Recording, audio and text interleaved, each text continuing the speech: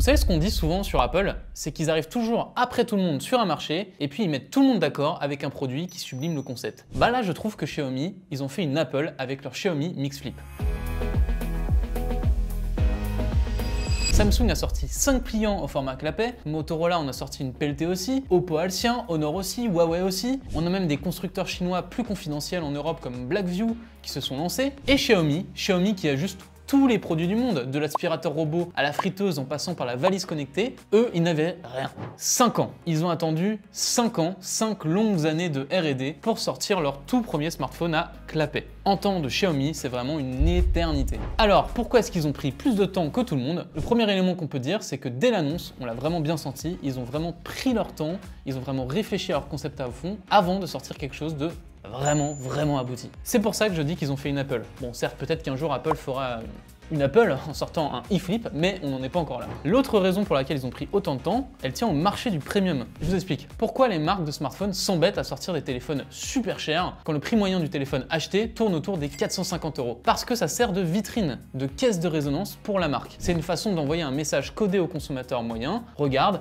je sais faire ça, c'est très qualitatif. Si tu embarques avec moi, même sur des produits un peu moins chers, bah ça va être bien, ça va être quand même quali. Et du coup, ce Xiaomi Mix Flip, c'est un peu la carte maîtresse de Xiaomi. Ça fait des années que je teste tous les smartphones Xiaomi qui sortent, y compris les très haut de gamme, et c'est la première fois que je les vois autant en avance sur la concurrence. D'habitude, leurs smartphones haut de gamme, ils sont bien, hein, mais on va dire qu'ils suivent beaucoup la tendance. Ça manque un peu de personnalité, ça manque un peu de ce truc qui sort de l'ordinaire. Alors que là, c'est tout l'inverse. Samsung stagne et donne l'impression de plus avoir trop d'idées avec son Galaxy Z Flip 6, qui est le même que le précédent. Motorola se contente de coller un écran externe qui fait tourner Android en façade, qui est déjà mieux que Samsung, mais bon, c'est pas très soigné. Là, on a enfin une proposition vraiment radicalement différente et très quali. Xiaomi peut enfin dire, sur le haut de gamme, c'est moi qui montre la voie. Alors évidemment, c'est que sur le segment du clapet, mais quand même. Ils sont tellement sûrs d'eux d'ailleurs qu'ils n'attendent pas, comme de coutume, une ou deux générations pour sortir ce téléphone en France. Non, on a droit à la toute première génération, ici et maintenant.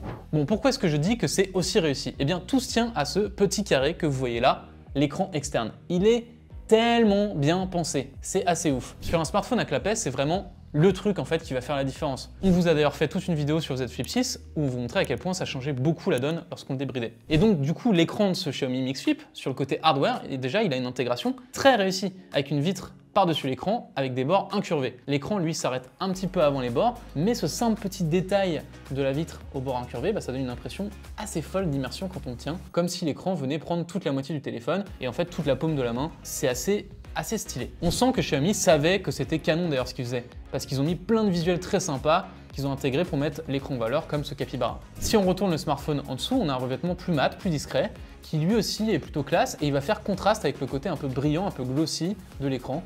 Bref, tout ça c'est pas mal foutu. Bon, ça c'est pour le hardware. Mais en plus de ça, Xiaomi, un peu l'habitude, Xiaomi donc a su vraiment intégrer ça à la perfection au niveau logiciel. Si je prends juste la fonction de retour caméra, quand on veut se prendre en photo, et bah l'interface est vraiment épurée. On profite de ce grand écran de 4,01 pouces, c'est précis, et on peut vraiment prendre une photo en voyant bien ce qu'on fait. Ça peut paraître un peu gadget, mais en réalité c'est une des forces du format clapet. On prend des selfies avec le meilleur module du téléphone, et on reviendra d'ailleurs un peu sur la photo plus tard, vous en faites pas. Bon, tout ça c'est très bien, mais je ne vous ai pas encore parlé de la grande spécificité de cet appareil. Le Xiaomi Mix Flip a une façon bien à lui de lancer les apps sur son écran externe. En gros, tout se fait à la verticale. Comme ça peut paraître bête de perdre un peu d'espace, mais en vrai c'est une très grande idée. Ça a deux intérêts. Le premier intérêt, c'est que les apps s'utilisent pareil qu'à l'intérieur. C'est donc très facile à adapter pour les développeurs. D'ailleurs, il y en a déjà pas mal qui sont compatibles. Et du coup, vu qu'on a gagné de l'espace, on peut mettre un petit widget à droite qui permet par exemple de voir la météo, mais aussi de changer d'app rapidement et donc de faire du multitâche avec un tout petit écran externe. C'est assez génial.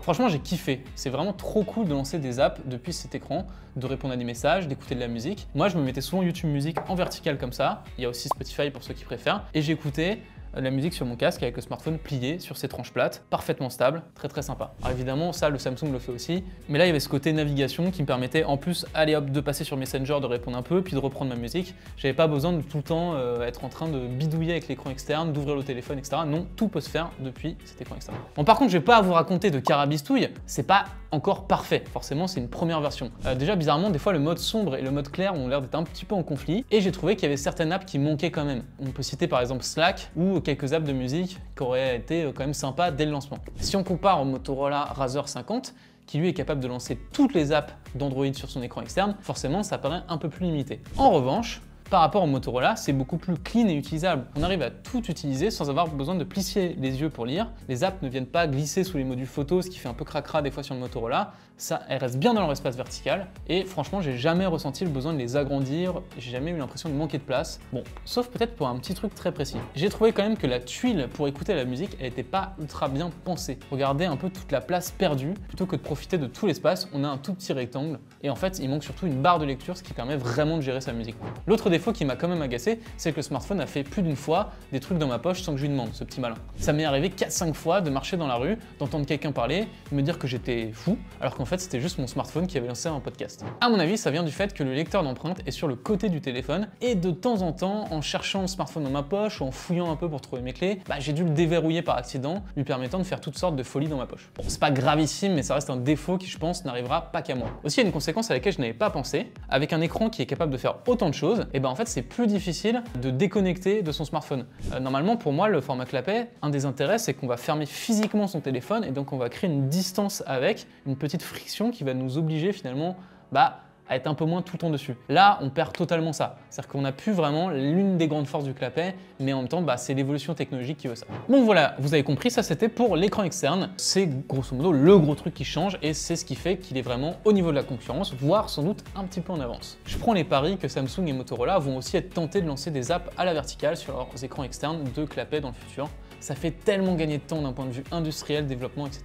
Puis bon, ça marche quoi. Bon, mais vu qu'un smartphone à clapet, ça s'utilise aussi en format déplié, on n'est pas tout le temps sur l'écran externe, qu'est-ce qui se passe quand on va à l'intérieur? Au passage, elle n'est pas du genre très rigide cette charnière, on a un côté un petit peu comme s'il y avait un jeu comme ça, mais en même temps, ça n'a pas l'air forcément inquiétant, je pense juste qu'elle est faite comme ça. Cette charnière, elle donne quand même une pliure qui se voit quand même pas mal, on va pas se mentir. On est loin de la pliure quasiment invisible qu'on a vue sur certains smartphones vendus à quelques unités en Chine. Là, vu que c'est un produit de grande consommation, on voit quand même qu'au niveau finition, c'est un peu plus compliqué de faire un truc parfaitement plat. Maintenant, me faites pas dire ce que j'ai pas dit, la pliure, quand on utilise le téléphone bien en face comme ça, en fait on la voit pas, on la sent pas particulièrement et en fait c'est l'essentiel. Un rapide mot d'ailleurs sur les deux écrans, donc celui ici et celui ici, au niveau de la qualité juste de l'affichage, on a mesuré un pic de luminosité sur les deux qui est très élevé, entre 1500 et 1600 candela mètre carré, c'est très bien. Et niveau colorimétrie, les deux sont aussi très bien calibrés. On aurait pu s'attendre peut-être à ce que l'écran externe soit un peu plus YOLO, et non pas du tout. L'écran dérive très peu et Xiaomi est vraiment de plus en plus bon là-dessus, donc vraiment bravo à eux. Quand on plie un peu l'écran, autour de 80 degrés, on a évidemment le mode flex,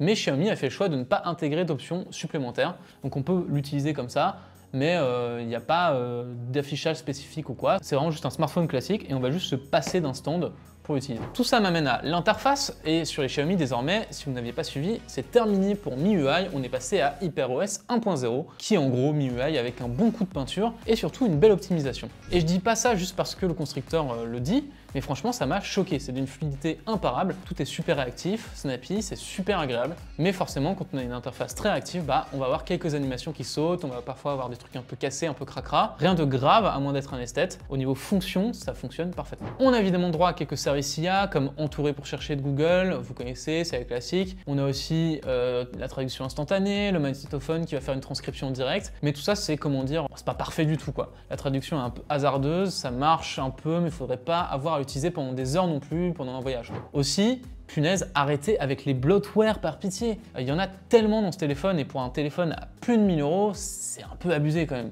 Et c'est même pire que ça, il y a certaines applications système, donc des applications de Xiaomi, comme cette application qui s'appelle Music. Si vous avez le malheur de la lancer, vous allez être bombardé de notifications complètement pourries.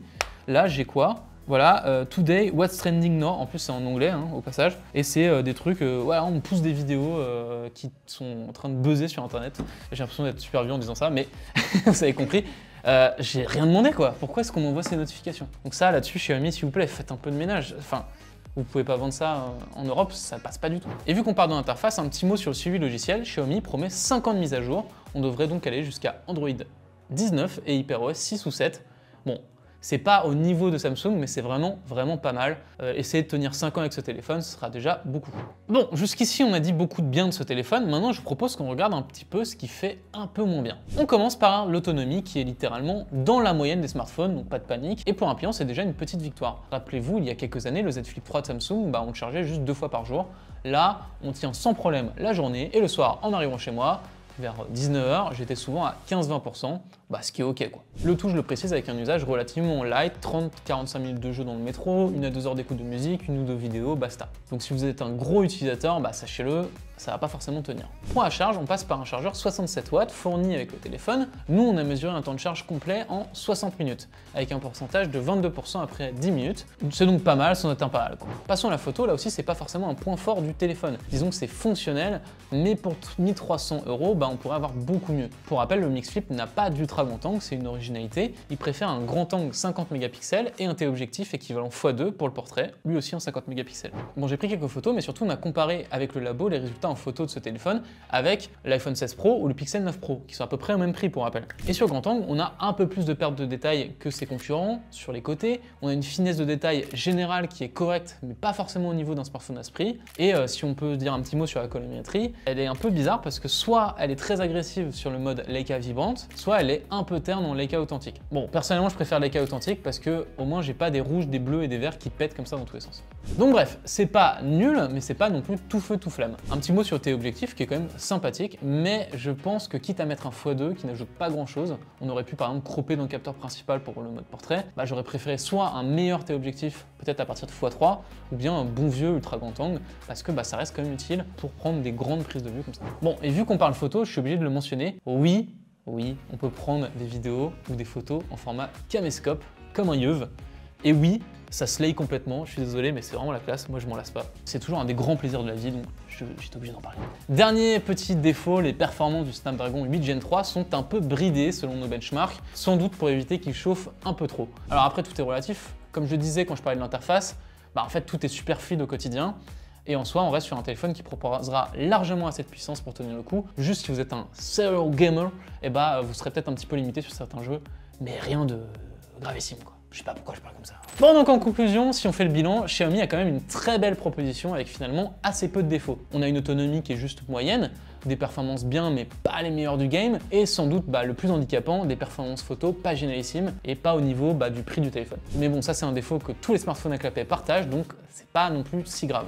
On a donc des petits défauts et surtout des grandes qualités. Un écran externe génial, on en a beaucoup parlé, une interface très fluide, une charge plutôt rapide, 2 écrans très bien calibrés et lumineux, et donc tout ça, ça a un prix, ça coûte 1300 €. Si vous hésitez avec le Z Flip 6 ou le Motorola, faites attention, le Xiaomi Mix Flip il est vendu avec un surplus de stockage par rapport à eux, il démarre forcément à 512 Go. Et donc pour la même configuration chez Samsung, c'est un peu moins cher, 1200 €, le Motorola lui aussi coûte 1200 €.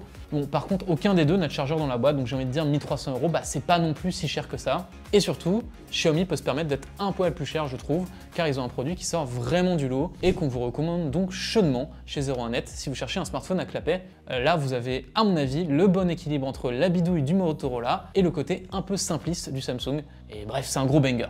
Voilà. Allez, à la prochaine, prenez soin de vous, des poutous.